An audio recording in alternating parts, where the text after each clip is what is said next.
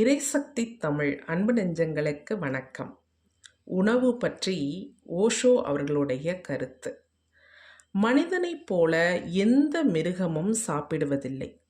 ஒவ்வொரு மிருகத்திற்கும் அதுவாக தேர்ந்தெடுத்த உணவிருக்கும். நீங்கள் எருமை மாட்டை பிடித்து தோட்டத்தில் விட்டால் அது ஒரு குறிப்பிட்ட புல்லைத்தான் தின்னும். அவை எதையும் எல்லாவற்றையும் தின்று கொண்டே இருக்காது. அவை தேர்ந்தெடுக்கும். அவைகளுக்கு உணவை பற்றி சில குறிப்பிட்ட உணர்வுகள் இருக்கும். மனிதன் முழுமையாக தொலைத்து விட்டான். அவனுக்கு உணவை பற்றிய உணர்வே கிடையாது. அவன் எதையும் எப்போதும் தின்று கொண்டே இருப்பான். உண்மையில் நீங்கள் எங்காவது எதையாவது மனிதன் சாப்பிடாததை கண்டுபிடிக்கவே முடியாது. சில இடங்களில் அவர்கள் எறும்பை சாப்பிடுகிறார்கள், சில இடங்களில் பாம்புகளை சாப்பிடுகிறார்கள், சில இடங்களில் நாய்களை சாப்பிடுகிறார்கள். மனிதன் எல்லாவற்றையும் சாப்பிடுகிறான். அவன் உடலோடு என்ன எதிரொலிக்கிறது என்பது தெரியாது. இல்லாதது தெரியும்.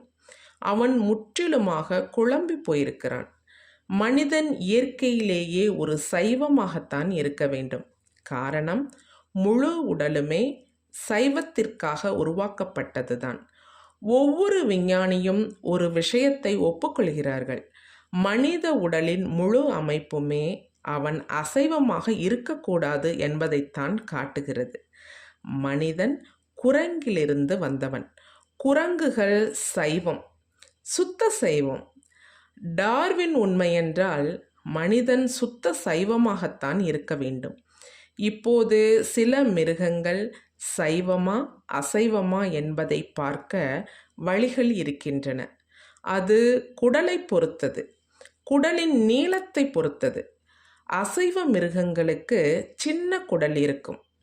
புலிகள், சிங்கம் இவற்றிற்கு சின்ன குடல்தான். அதற்கு காரணம், மாமிசம் என்பது ஏற்கனவே ஜீரணிக்கப்பட்ட உணவுதான். அதற்கு ஜீரணத்திற்கு நீண்ட குடல் தேவையில்லை. ஜீரண வேலையை அந்த மிருகமே செய்துவிடும். இப்போது நீங்கள் மிருகத்தின் மாமிசத்தை சாப்பிடப் போகிறீர்கள்.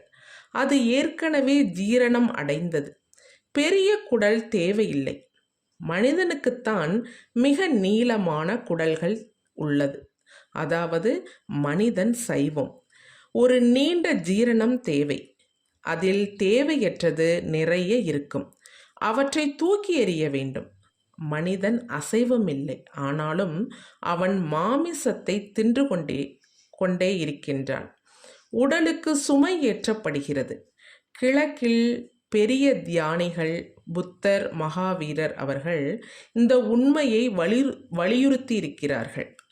அஹிம்சை என்ற கொள்கையினால் அல்ல, அது இரண்டாம் பட்சம். ஆனால் நீ உண்மையிலேயே ஆழ்ந்த தியானத்திற்கு நகர வேண்டுமானால் உங்கள் உடல் எடையற்று இருக்க வேண்டும். இயற்கையாக நகர வேண்டும்.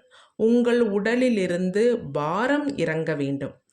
அசைவ உணவினால் உடலுக்கு அதிக பாரம்.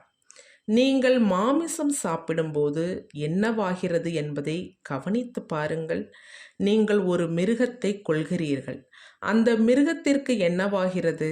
அது கொல்லப்படும் போது யாருமே கொல்லப்படுவதை விரும்ப மாட்டார்கள். வாழ்க்கை அதுவாகவே நீளத்தான ஆசைப்படுகிறது. விரும்பி தானாகவே எந்த மிருகமும் சாவதில்லை. உங்களை யாராவது கொன்றால் நீங்கள் விரும்பி சாக மாட்டீர்கள். ஒரு சிங்கம் உங்கள் மீது பாய்ந்து உங்களை கொல்கிறது. உங்கள் மனதிற்கு என்ன ஆகும்? நீங்கள் ஒரு சிங்கத்தை கொன்றாலும் அதேதான் ஆகும். வேதனை, பயம், மரணம், வருத்தம், கவலை, கோபம், வன்முறை, சோகம் எல்லாமே அந்த மிருகத்திற்கும் ஏற்படும். அதன் உடல் முழுவதும் வன்முறை, வேதனை, மரண ஓலம் பரவும். அந்த உடல் முழுவதுமே கழிவுகள், விஷம். உடலின் சுரப்பிகள் விஷத்தை வெளியேற்றுகிறது. காரணம், அந்த மிருகம் விருப்பமில்லாமல் சாகிறது. பிறகு நீங்கள் அதன் மாமிசத்தை சாப்பிடுகிறீர்கள். அந்த மாமிசத்தில் அந்த மிருகம் வெளியேற்றிய அத்தனை விஷமும் இருக்கிறது. அந்த முழு சக்தியுமே விஷம்தான். பிறகு அந்த விஷம் உங்கள் உடலுக்கும் ஏற்றப்படுகிறது. நீங்கள் சாப்பிடும் அந்த மாமிசம் ஒரு மிருக உடலுக்கு சொந்தமானது. அதற்கு அதில் ஒரு குறிப்பிட்ட காரணமும் உண்டு. ஒரு குறிப்பிட்ட விதமான உணர்வு அந்த மிருக உடலில் இருந்தது.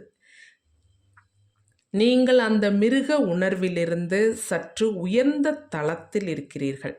நீங்கள் அந்த மிருகத்தின் மாமிசத்தை சாப்பிடும்போது நீங்கள் தாழ்ந்த தளத்திற்கு வருகிறீர்கள்.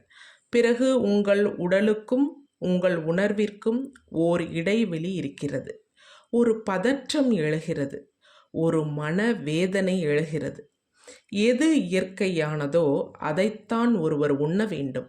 உங்களுக்கு எது இயற்கையோ அதை, அதாவது பழங்கள், பருப்புகள், காய்கறிகள் எவ்வளவு முடியுமோ அவ்வளவு சாப்பிடுங்கள். அதில் அழகு என்னவென்றால், இவற்றை தேவைக்கு மேல் நீங்கள் சாப்பிடவே முடியாது. எது இயற்கையானதோ அது உங்களுக்கு ஒரு திருப்தியை கொடுக்கும். அது உடலுக்கு ஒரு நிறைவை கொடுக்கும். அது உங்களுக்கு ஒரு செறிவை கொடுக்கும். நீங்கள் நிறைந்ததாக உணர்வீர்கள் என்கிறார் ஓஷோ. இந்த பதிவு உங்களுக்கு பிடிச்சிருந்ததுன்னா லைக் பண்ணுங்கள், சப்ஸ்கிரைப் பண்ணுங்கள், பெல் ஐக்கானை டச் பண்ணுங்கள். நன்றி. வாழ்க வளமுடன்.